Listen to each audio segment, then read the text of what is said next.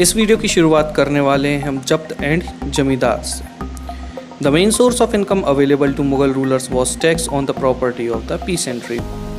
हमेशा से जब राजा महाराजा होते थे, चाहे वो पुराने राजा महाराजा हों या मुगल हों, जो इनका मेन सोर्स ऑफ इनकम हुआ करता था, ये क्या होता था? ये होता था उस खेती किसानी से मिला हुआ पैसा, चाहे वो उनकी खेती किसानी का कुछ हिस्सा हो या फिर कैश के फॉर्म में हो। यहीं से उनका मेन टैक्स आया करता था, यहीं से उनका रेवेन्यू जनरेट हुआ करता था। पुराने टाइम में जो पीसेंट्स होते थे, ये जो लोग टैक्स दिया करते थे, ये दिया करते थे रूरल एलाइट को, चाहे गांव में रहने वाला वो हेडमैन यानी मुखिया हो या लोकल चीफ्टन मतलब वहाँ का सरदार हो। The Mughals used one term zamindars. जो मुगल्स होते थे, ऐसे लोगों के लिए जो शब्द इस्तेमाल किया करते थे, वो शब्द कहलाता था जमींदार। ये वही जमींदार है जो आप लोग मूवीज़ में देखते हैं, बोलते हैं oh my God such a super personality he is, such a rich person he is. तो ऐसा नहीं है, वो एक मीडिएटर होता था उस टाइम पर, और उसी को ये नाम दे दिया गया था जमींदार। ये सारे के सारे कलेक्शन के काम किया करता था।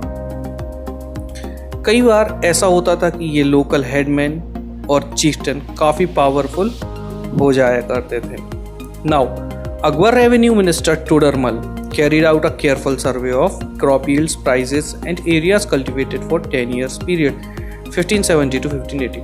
1570 से 1580 मतलब 1570 से 1580 के बीच में जो अकबर का रेवेन्यू मिनिस्टर था, मतलब फाइनेंस मिनिस्टर कह लें आज की भाषा में हम, तो उसका नाम था टोडरमल। ये बंदा बहुत ही शानदार था, इसके काम बहुत ही अच्छे होते थे। इसने बहुत ही केयरफुल सर्वे किया था क्रॉप यील्ड का, मतलब जो फसल होती थी उसका, उसके प्राइजेस का और उन एरियाज़ का जहाँ पर कल्टीवेशन किया जाता था। On the basis of this data tax was fixed on each crop in cash. और इसी डेटा के बेसिस पर टैक्सेशन को फिक्स किया जाता था, और ये जो टैक्सेशन होता था ये कैश फॉर्म में होता था। Each province was divided into revenue circle with its own schedule of revenue for individual crops। जो पूरा प्रोविंस होता था उसे छोटे छोटे एरिया में बांट दिया जाता था, जहाँ से रेवेन्यू जनरेट हुआ करता था, और ये बेस होता था इंडिविजुअल क्रॉप्स पे। कहने का मतलब ये है कि किसी एक सर्टेन एरिया में अगर साल में 3 बार अलग अलग फसल हो रही है, तो उन 3 अलग अलग फसल का रेवेन्यू दिया जाया करता था, और इस रेवेन्यू सिस्टम को ही कहा जाता था जब्त। तो आपको जमींदार और जब्त यहाँ पर समझ में आ गया होगा। It was prevalent in those area where Mughal administrator could survey the land and keep very careful accounts. जो मुगल्स होते थे ये काफ़ी अच्छा अकाउंट्स बना के रखते थे, काफ़ी अच्छे से सारे की सारी प्रिपरेशन करके रखते थे पीसेंट्स के लिए और उस टाइम की लैंड्स के लिए। बट कुछ एरिया ऐसे थे जहां ये पॉसिबल नहीं हो पाया था, such as Gujarat and Bengal. In some areas zamindar exercised a great deal of power. The exploitation by Mughal administration could drive them to rebellion. कई जगह ऐसी थी जहां धीरे धीरे ये जमींदार काफ़ी पावरफुल बन चुके थे, ये रूरल एलाइट काफ़ी आगे जा चुके थे।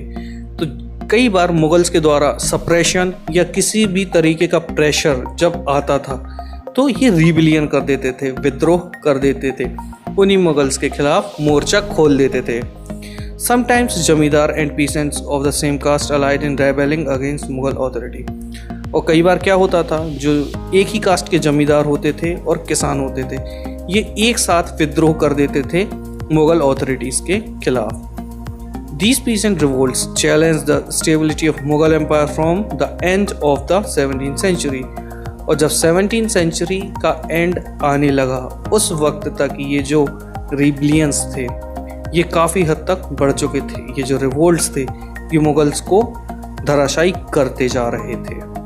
तो यहाँ पर आई थिंक आपको जब्त और जमींदार दोनों समझ में आ गया होगा। आइए हम बात करते हैं अकबरनामा और एन-ए अकबरी के बारे में। अकबरनामा और एन-ए अकबरी ये दोनों लिखी हैं अबुल फजल ने।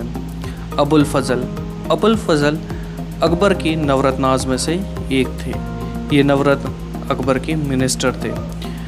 ये कहा जाता है कि उनके रिलेशंस काफ़ी अच्छे थे उनके नौ के नौ मिनिस्टर्स के साथ, वो काफ़ी फ्रेंडली रहा करते थे। लेकिन 2 से 3 मिनिस्टर ऐसे हैं जो उनके लिए आउटस्टैंडिंग थे, जिनके साथ उनकी फ्रेंडशिप काफ़ी हद तक अच्छी थी, और इनके नाम भी आपने सुने होंगे। टोडरमल जो उनके रेवेन्यू मिनिस्टर थे, अबुल फजल जो उनके राइटर थे, और बीरबल जो, अब आई डोंट थिंक कि आपको बीरबल के बारे में सब कुछ बताना पड़ेगा। बीरबल और अकबर बहुत ही ज़्यादा फेमस थे। But let us back to the topic. Akbar ordered one of his close friend and courtiers Abul Fazl to write a history of his reign. Akbar ने अपने कार्यकाल की पूरी एक्टिविटीज़ लिखने के लिए, पूरी की पूरी हिस्ट्री लिखने के लिए ऑर्डर किया अबुल फजल को। अबुल फजल उसके काफ़ी क्लोज दोस्त थे और उनके कोर्टियर थे, मतलब उनके दरबार में रहने वाले एक मिनिस्टर थे। Abul Fazal wrote a 3 volume history of Akbar reigns title Akbarnama. अब जो अकबरनामा है इसे 3 वॉल्यूम में बनाया गया है और इसको टोटली मिला के कहा जाता है Akbarnama. The first volume dealt with Akbar's ancestors and the second volume recorded the events of Akbar's rain. जो पहला वॉल्यूम है उस वॉल्यूम में केवल अकबर के जो एंसेस्टर्स थे उनके बारे में बात की गई थी, और जो सेकंड वॉल्यूम है उसमें बात की गई थी अकबर के रेन की, मतलब उनके कार्यकाल की, उनके यहाँ क्या डेवलपमेंट हुए थे, क्या चेंजेस थे, क्या पॉलिसीज थी, ये सारी बातें सेकंड वॉल्यूम में बताई गई हैं। The third volume is the Aini Akbari, और जो तीसरा वॉल्यूम है इसे कहा जाता है Aini Akbari. It deals with Akbar's administration, household, army, the revenues and geography of his empire. जो अकबर का एडमिनिस्ट्रेशन था, उसका घर कैसे चलता था, उसका घर कैसा था, आर्मीज़ को कैसे वो मेंटेन किया करता था, रेवेन्यूज़ कैसे आते थे, उसके सोर्सेज क्या थे, जोग्राफिकल लोकेशंस क्या थी उसके एम्पायर में, ये सारी की सारी बातें थर्ड वॉल्यूम में बताई गई हैं और इसे ही कहा जाता है Aini Akbari. It also provides rich details about the traditions and culture of the people living in India. इसी में भारत के जो लोग हैं उनकी रिच ट्रेडिशंस, उनके कल्चर, सब कुछ की जानकारी इसमें बताई गई है।